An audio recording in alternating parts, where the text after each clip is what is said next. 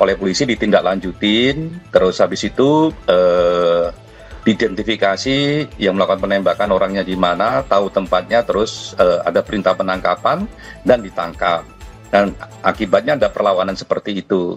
Polisi masih mengejar pelaku pembakaran dan perusakan 3 kendaraan polisi di Pondok Rangon, Harjamukti, Depok saat menangkap pelaku penyerobotan lahan yang juga ketua Ormas. Lalu apa yang sebenarnya terjadi saat penangkapan ketua Ormas? Yang pertama-tama memang kasus ini basisnya adalah soal lahan ya.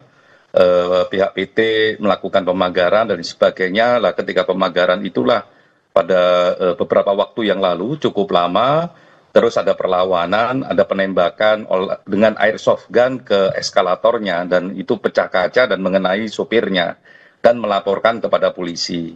Nah, oleh polisi ditindaklanjutin, terus habis itu diidentifikasi yang melakukan penembakan orangnya di mana, tahu tempatnya, terus ada perintah penangkapan dan ditangkap. Dan akibatnya ada perlawanan seperti itu. Lah kami akan ngecek ini ya, besok kami akan ke lokasi, sekaligus juga akan ke Polres untuk ngecek bagaimana SOP itu berlangsung, plus ya kenapa kok ada perlawanan seperti itu. Kalau memang ini adalah aksi-aksi yang berbau kekerasan, ya saya kira ya negara ya tidak boleh kalah dalam konteks ini. Ya siapapun pelakunya ya harus memang diproses semaksimal mungkin. Dan kami koreksi, bukan tidak ada korban salah satu anggota kepolisian mengalami memar karena kena pukulan lemparan batu bata atau hebel yang sudah di visum yang itu. Jadi saya kira memang kasus ini tantangan berat bagi penegakan hukum. Jadi siapapun pelakunya yang melakukan perlawanan, apalagi kalau informasi awal ya, ini awal yang masih mau kita telusurin, apakah ini berkaitan dengan ormas ataukah tidak. Kalau itu berkaitan dengan ormas ya sudah, tegakkan aja hukum siapapun yang melakukannya.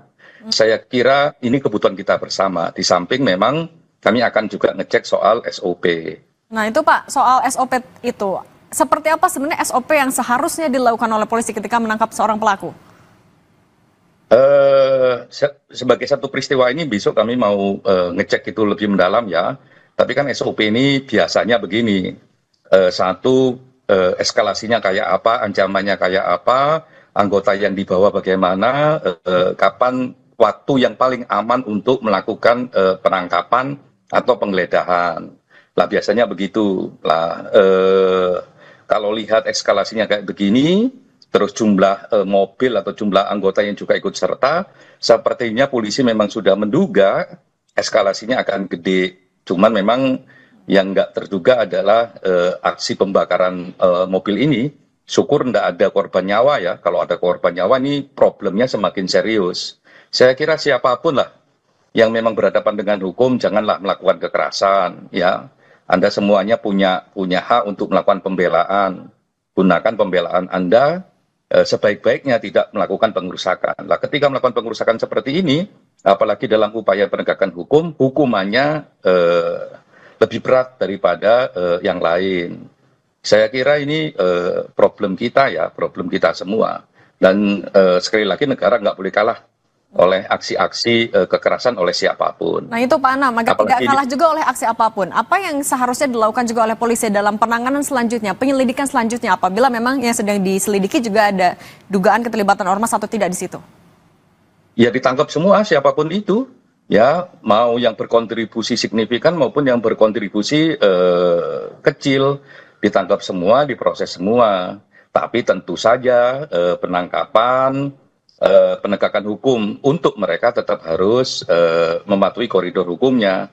Nggak boleh misalnya karena ada pembakaran mobilnya polisi misalnya, terus yang melakukan pembakaran seandainya ketangkep terus dipukulin, disiksa, ya itu juga nggak boleh. Ya dikasih hukuman yang semaksimal mungkin, dan siapapun yang berkontribusi terhadap peristiwa ini ya ditangkap, biar aksi-aksi ini tidak menjadi presiden bagi penegakan hukum kita. Nah sekaligus nanti memang kami akan ngecek juga SOP-nya sebenarnya bagaimana gitu. Prosedur tapi yang sesuai juga dengan SOP Pak, apabila ada perlawanan yang begitu besar seperti tadi malam misalnya, apa yang seharusnya tetap dilakukan agar tetap ada di koridor hukum? Kalau lihat kronologi singkat ya, kronologi awal ini, itu kan sudah ditangkap, tapi dikejar dan sebagainya. Sebenarnya ketika menangkap terus lari dibawa ke kantor polisi ya rencananya itu sudah betul. Cuman problemnya adalah memang portalnya banyak portal yang masih tertutup sehingga nggak bisa pergi. Lah kalau kayak begitu dalam konteks sedikit informasi itu sih saya kira udah betul menghindari eskalasi yang tinggi. Nah kalau tidak lari misalnya, ya itu bisa jadi memang nggak menghindari eskalasi. Nah, Saya kira dari informasi sementara tadi Pak Anam sudah ada pelaku pembakaran dan perusakan yang ditangkap ataupun juga diperiksa? salah satunya TS itu yang sekarang ditahan di Mapores. Gitu, dan saya himbau kepada seluruh masyarakat hormati penegakan hukum ini. Jangan terus karena TS ada di kantor polisi terus siapapun yang mendukung TS yang melakukan pembakaran datang ke Mapores misalnya, lah itu eskalasinya semakin tinggi, ya problemnya semakin rumit. Saya kira semua pihak harus menjaga diri dan kami menyuruhkan siapapun yang melakukan itu kalau menyerahkan diri akan lebih bagus karena itu ada pengurangan hukuman dan sebagainya, sanksi dan sebagainya, daripada ditangkap. Ya hukumannya akan sangat berat. Tapi kami juga sekaligus mengingatkan polisi kalau melakukan penangkapan terhadap mereka yang melakukan pengerusakan, pembakaran dan sebagainya, jangan sampai juga melakukan kekerasan atau bahkan melakukan pelanggaran hukum, penyiksaan dan sebagainya.